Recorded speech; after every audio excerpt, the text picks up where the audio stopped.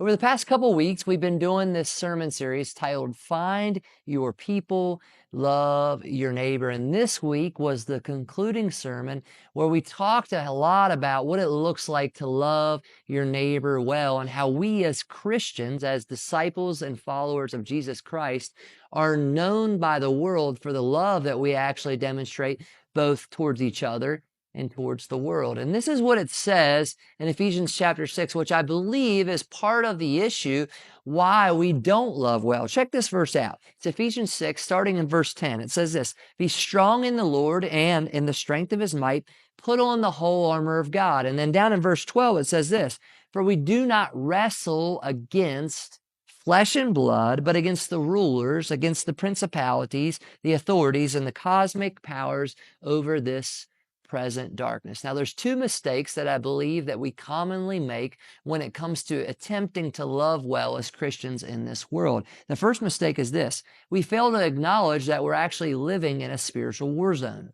When it comes to loving our neighbor well, we have to understand that there are going to be times when we're going to be attacked for the love that we demonstrate towards people because it may not look the way the world wants it to, or let's just be honest. Sometimes as Christians, we fail to love well, and it can be easy in those moments to take on that person or that circumstance as our enemy. But Ephesians tells us we don't war against flesh and blood. We don't war against the things that are going on here, that it is a spiritual war. The second mistake that we commonly make when we are attempting to live in this world and love well is that we fail to identify who our enemy actually is. So when we talk about loving well, right, going back to the flip side of the coin, there's always going to be those circumstances where we fail or someone fails us when they're attempting to love us. And it can be easy, once again, to identify that person who has failed to love you well, or for that person that you have failed to love well, to identify you as their enemy. But such is not the case.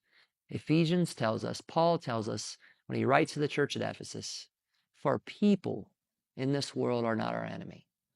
Satan is our enemy. He's out to steal, kill, and destroy. And in spite of that fact, God has called us to continue to carry on his banner of love through the person of Jesus Christ. And it's challenging and it's demanding. But when we do it well, when we live in the light of our relationship with Jesus Christ, good things happen. So remember this week, you don't war against flesh and blood. The people that have failed you are not your enemy. Satan is. But through the power of Jesus Christ, you can learn to love people well.